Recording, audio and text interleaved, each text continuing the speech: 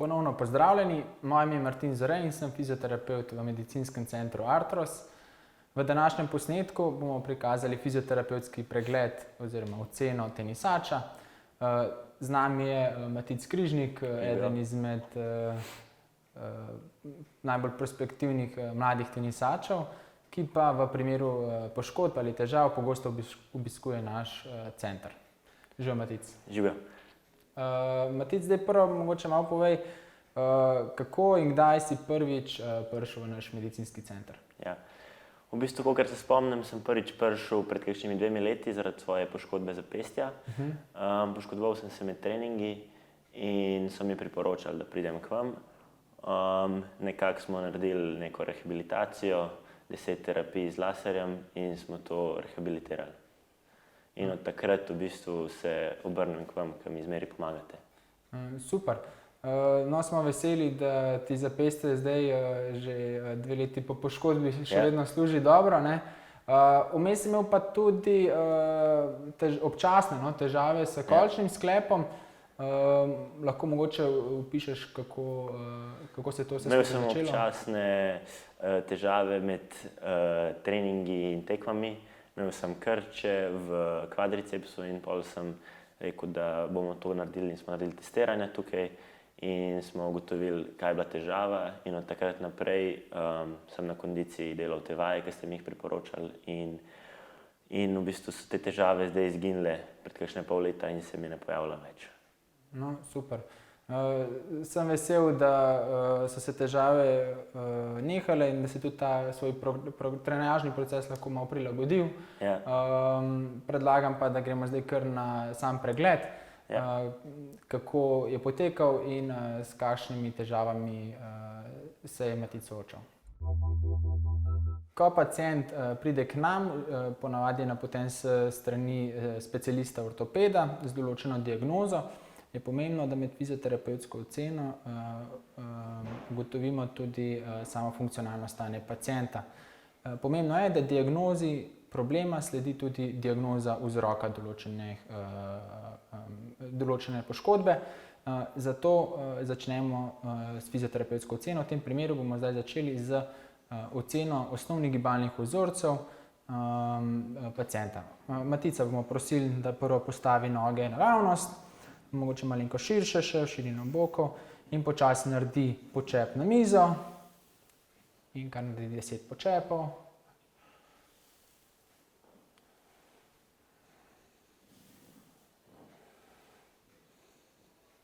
Ok, super. Potem lahko nadaljujemo tudi z enonožnim počepom, kjer ocenjujemo enonožno kontrolo stabilnosti kolena in kolka.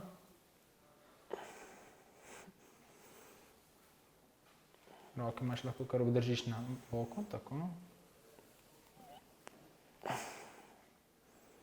Tukaj je vidno, da na desni strani ima malenkost večje težave, tudi težje ohranja koleno naravnost. Pa probava še počep, isti sonožni počep narediti s stopali malenkost navzven, tako.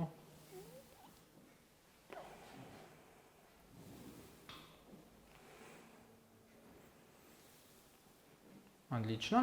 Zdaj bo pa še stopala stojiva lepo sonožno in počasi samo korakava visoko. Probaj še čim višje s kolenom.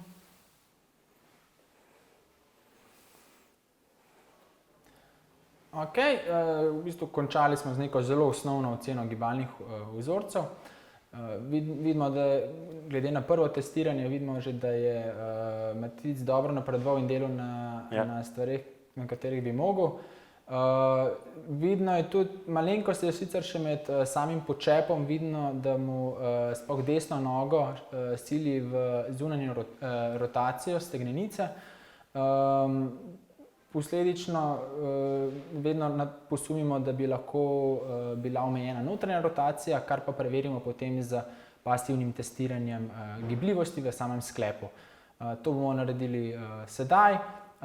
Iz same prve ocene, ko je bil Matic pri nam, smo to že ugotovili, bomo pa zdaj pogledali, če se je sama gibljivost morda kaj izboljšala in kakšno je sedaj stanje.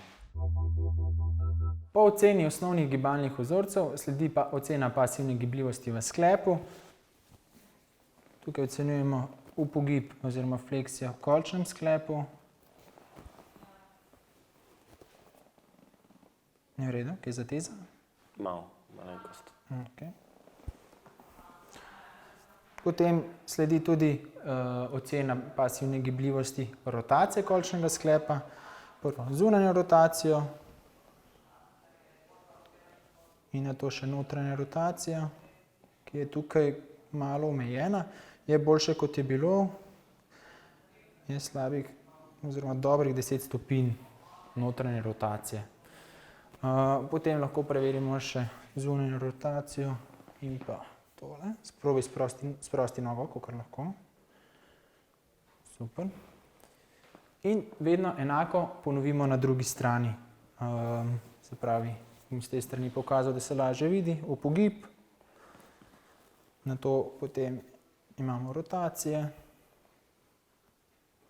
ki je tukaj kar pomembno več, dobrih 30 stopinj. Še zunanja rotacija, sproščeno, sprosti nogo.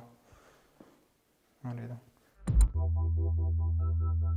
In še zadnja izmed ocen, ki bomo danes opravili, je ocena mišične moči. Ocenili bomo predvsem danes stegensko muskulaturo oziroma dinamične stabilizatorje kolena, se pravi mišico quadriceps oziroma štiriglavo stegensko mišico in pa mišico hamstring oziroma zadnjo ložo stegna.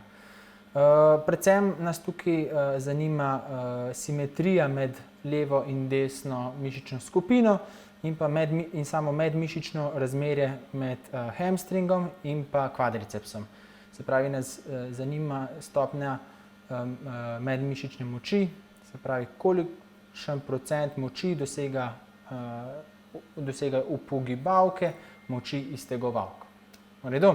Ja. Pa začnimo. Se pravi, Matic bo samo počasi bo stegnil nogo gor in potegnil nogo nazaj dol. Ker gremo stegni in potegni nazaj dol. Še enkrat stegni, potegni nazaj dol. Stegni, potegni nazaj dol.